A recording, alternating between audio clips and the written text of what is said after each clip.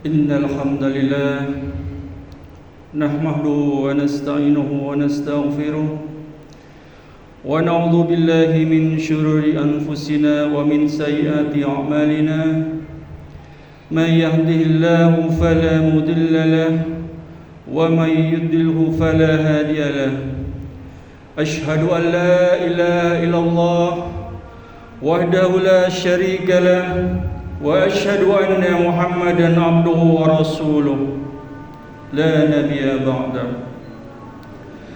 يا أيها الذين آمنوا اتقوا الله حق تقاته ولا تموتن إلا وأنتم مسلمون يا أيها الناس اتقوا ربكم الذي خلقكم من نفس واحدة وخلق منها زوجها وبث منهما رجالا كثيرا ونساء واتقوا الله الذي تساءلون به والأرحام إن الله كان عليكم رقيبا يا أيها الذين آمنوا اتقوا الله وقولوا قولا سديدا يصلح لكم أعمالكم ويغفر لكم ذنوبكم ومن يطع الله ورسوله فقد فاز فوزا عظيما أما بعد.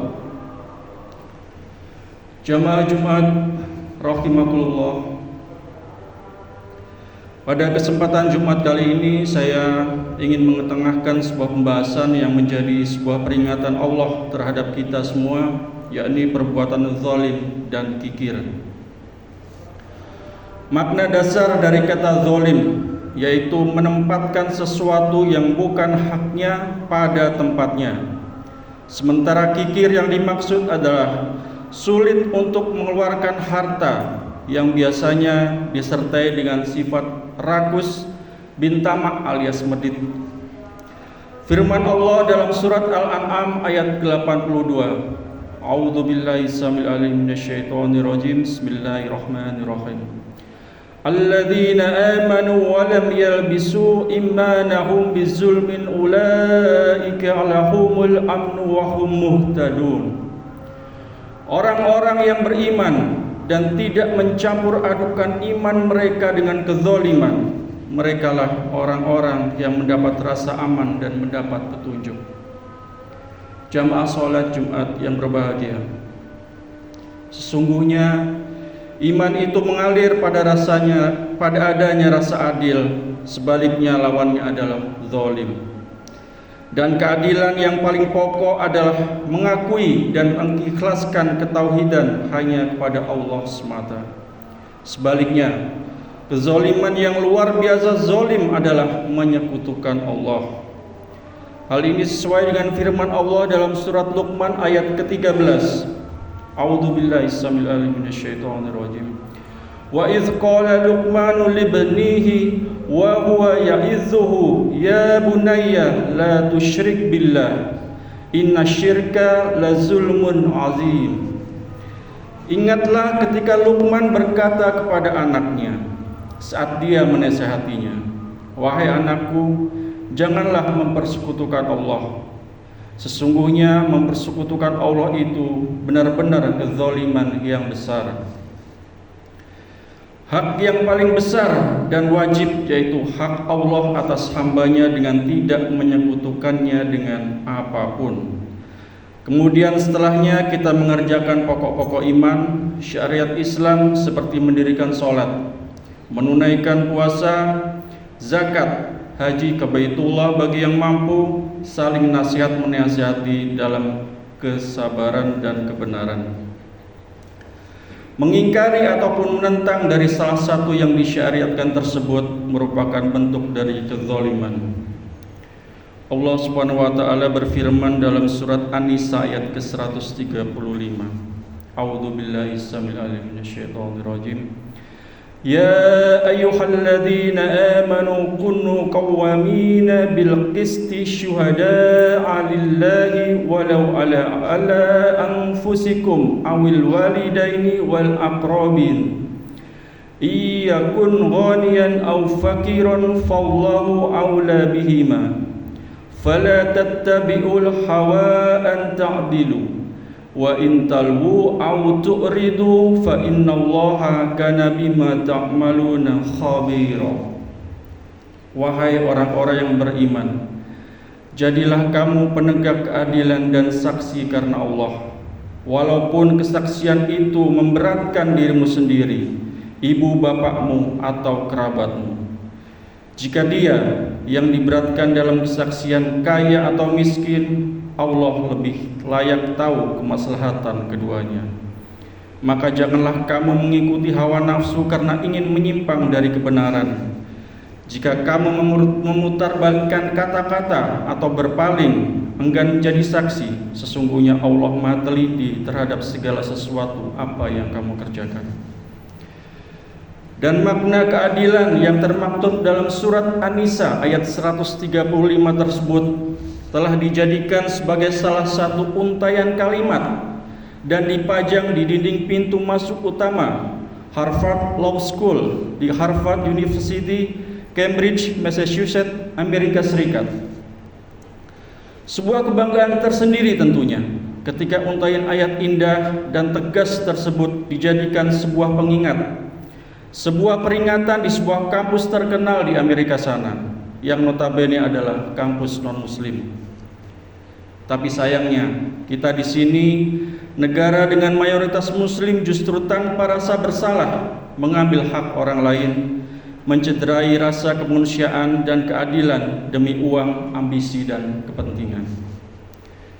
Jamaah Jumat yang dimuliakan Allah, Allah Azza wa Jalla sudah menyediakan kepada kita karpet merah, jalan yang lurus bagi hamba-hambanya yang ingin kembali pada keadilan. Barang siapa yang menyimpang darinya, maka ia akan kembali kepada kezaliman yang menyeretnya kepada api neraka. Terdapat sebuah kisah nyata yang diceritakan seorang ustadz dan terjadi di wilayah Timur Tengah. Saat itu seorang ulama, Syekh Muhammad Hasan, didatangi seorang wanita sambil menangis. Wanita ini bercerita bahwasannya dulu di rumah si wanita ini ada seorang gadis kecil yang bekerja padanya. Usianya belum genap 10 tahun. Anak seorang petani miskin. Tubuhnya kecil, lemah tak berdaya. Ia dipaksa bekerja sangat keras, dan lebih dari itu, ia disiksa, dipukul, disetrum, dan penganiayaan lain hanya karena melakukan kesalahan kecil. Hingga suatu hari, karena siksaan yang berat dan terjadi terus-menerus, penglihatannya perlahan hilang dan menjadi buta. Setelah itu akhirnya si gadis kecil ini diusir tanpa belas kasihan. Tahun demi tahun berlalu, anak lelaki majikannya menikah dan dikaruniai anak pertama, tapi lahir dalam kondisi buta. Selang beberapa tahun berikutnya lahir anak kedua yang awalnya lahir dalam kondisi normal, namun setelah usia 7 bulan penglihatannya mulai hilang. Kakeknya, yaitu lelaki yang dulu menyiksa gadis kecil itu, tak sanggup menanggung kenyataan ketika kedua orang cucunya mengalami kondisi seperti itu. Ia pun frustasi dan menjadi gila. Sang nenek akhirnya mencari gadis itu, dan ketika bertemu, nenek ini meminta maaf atas perlakuan mereka di masa lalu. Gadis itu berkata dengan lembut, "Aku sudah memaafkanmu dari dulu, dan semoga Allah juga memaafkan." Jamaah Jumat rahimahullah, terkadang saat kita sedang nyenyak dalam tidur, menikmati tenangnya malam, ada seseorang yang justru sedang terjaga, sedang menangis dalam sujudnya, mengadukan permasalahan hidupnya kepada Allah terkait dengan perbuatan zalim ini. Dan mungkin salah satunya orang yang dulu pernah dizalimi, sadar atau tidak sadar. Maka, wahai orang-orang yang berbuat zalim, jangan pernah tertipu, karena Allah menunda balasannya untukmu. Karena bisa jadi balasan atas air mata yang dulu kau remehkan suatu saat akan kembali dengan cara yang jauh lebih menyakitkan. Na'udzubillah min dzalik. Maka hendaklah kita berpikir 1000 kali ketika kita akan menyakiti orang lain, bahkan kepada non-muslim sekalipun. dengan cara mencuri, menipu dalam berdagang, dengan sengaja tidak mau membayar hutang, menyalahgunakan kekuasaan dan wewenang, menghina dan mengintimidasi orang lain, tidak mau merawat orang tua kita, tidak menjalankan peran yang benar sebagai seorang suami atau kepala keluarga, dan perbuatan zalim lainnya. Jamaah salat Jumat yang dimuliakan Allah. Sebaliknya, di antara kita mungkin ada yang pernah merasa disakiti, tapi terkadang yang jauh lebih menyakitkan, tidak ada seorang pun yang mau mempercayai cerita kita. Mungkin karena orang itu adalah orang berada, berkuasa, tokoh masyarakat atau public figure yang membuat cerita kita terasa sia-sia. Tapi ada satu hal yang perlu kita ketahui, bahwa Allah sudah pasti tahu, bahkan jauh lebih memahami sebelum kita menangis. Allah berfirman dalam surat Ibrahim ayat ke-42, وَلَا تَحْسَبَنَّ اللَّهَ غَافِلًا عَمَّا يَعْمَلُ الظَّالِمُونَ إِنَّمَا يُؤَخِّرُهُمْ لِيَوْمٍ تَشْخَاصُ فِيهِ الْأَبْصَارُ. Janganlah sekali-kali kamu mengira bahwa Allah lengah terhadap apa yang orang-orang zalim perbuat. Sesungguhnya Dia menangguhkan mereka sampai hari ketika mata mereka terbelalak.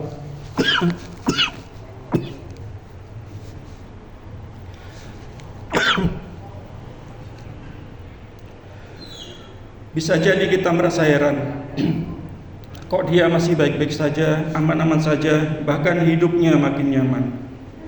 Dalam ayat tersebut, Allah Subhanahu wa taala menegaskan bahwa perbuatan zalim itu hanya ditangguhkan, bukan dibebaskan. Mereka hanya diberi penangguhan waktu, dan suatu saat nanti waktu itu akan habis. Kebusukan suatu saat akan terlihat, selihai apapun ia menutupnya, dan Allah akan membalas itu semua melalui cara dan kehendak-Nya. Kita boleh merasa capek, boleh menangis atau marah dalam diam, tapi jangan sampai kezaliman yang pernah kita lakukan, yang pernah kita terima, justru mengubah kita menjadi orang yang ikut balik menzalimi. Serahkanlah semuanya hanya kepada Allah, bukan karena kita lemah, tapi karena kita tahu Allah lah yang paling berkuasa atas segala sesuatu. Jamaah Jumat rahimani wa rahimakumullah. Nabi Muhammad SAW bersabda dalam hadis yang diriwayatkan oleh Imam Muslim, dan berhati-hatilah kalian dari sifat kikir atau bakhil, karena kekikiran atau kebakhilan itulah yang telah membinasakan orang-orang sebelum kalian. Dan kekikiran itu mendorong mereka untuk menumpahkan darah dan menghalalkan kehormatan mereka. Dan itu bisa kita saksikan sekarang, bagaimana seorang Donald Trump dengan sebelumnya didahului pendahulunya Ronald Reagan berusaha mewujudkan apa yang dia sebut sebagai bagian kejayaan Amerika, Make America Great Again, atau mungkin kalau bahasa kita Amerika Megilan, dengan cara yang membabi buta, berusaha menundukkan negara-negara di dunia dengan mengenakan pajak tinggi, menginvasi negara lain, mengajak, kalau tidak mau dikatakan mengancam kepada negara lain, termasuk juga Indonesia, untuk bergabung dengan apa yang mereka namakan sebagai BOP, Board of Peace, Dewan Perdamaian. Dan ini adalah sebuah contoh ketika kebakhilan menjadi sebuah kebatilan, karena ia memandang tidak bisa mencapai tujuannya kecuali harus dengan mengancam hingga berperang menumpahkan darah. Dan kita tidak boleh menutup mata atas apa yang terjadi kepada saudara-saudara muslim kita yang tinggal jauh di luar sana. Karena al-muslimu akhul muslim la yazlimu wa la yuslimun. Seorang muslim itu saudara bagi muslim yang lain, tidak menzoliminya dan tidak membiarkannya dizolimi. Hadis riwayat Bukhari Muslim.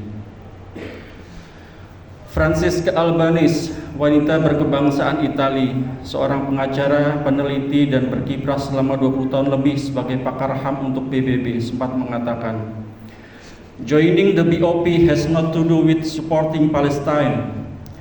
Ikut ke dalam BOP bukanlah suatu bentuk untuk mendukung Palestina, And this is why I was very surprised to see countries like Indonesia, Pakistan, and Jordan sitting in that disgrace di BOP. Dan inilah kenapa saya sangat-sangat merasa terkejut melihat negara-negara seperti Indonesia, Pakistan, dan Yordania duduk dalam BOP yang memalukan. Dari dialah juga timbul istilah walking schools atau tengkorak berjalan, yang menggambarkan kondisi fisik ekstrim warga Palestina akibat kelaparan parah dan penyiksaan oleh Israel.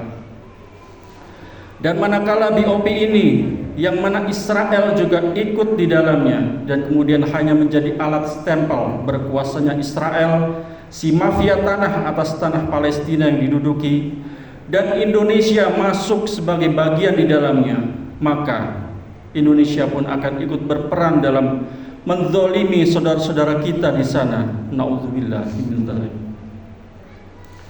Bahkan jika kita mencermati sebuah informasi yang beredar luas menyebutkan bahwa Donald Trump telah mengalihkan dana sebesar 17 miliar dolar atau sekitar 263 triliun rupiah kepada Israel, sebuah dana yang awalnya ditujukan untuk rekonstruksi dan bantuan kemanusiaan di jalur Gaza. Mudah-mudahan presiden kita, para pejabat, orang-orang yang duduk di parlemen, termasuk juga para ulama, dan kita juga rakyatnya, diberikan taufik dan hidayah, petunjuk menuju jalan yang lurus agar bangsa ini menuju baldatun thayyibatun warabun ghafur, negara yang makmur, aman, tentram, mendapatkan ampunan Allah SWT yang dilandasi adanya keimanan dan ketakwaan. Amin amin ya rabbal alamin. Barakallahu li wa lakum fil Qur'anil azim wa nafa'ni wa iyyakum bima fihi minal ayati wa dzikril hakim. Aqulu qawli hadza wa astaghfirullah li wa lakum wa lisairil muslimin wal muslimat fastaghfiruh innahu huwal ghafurur rahim.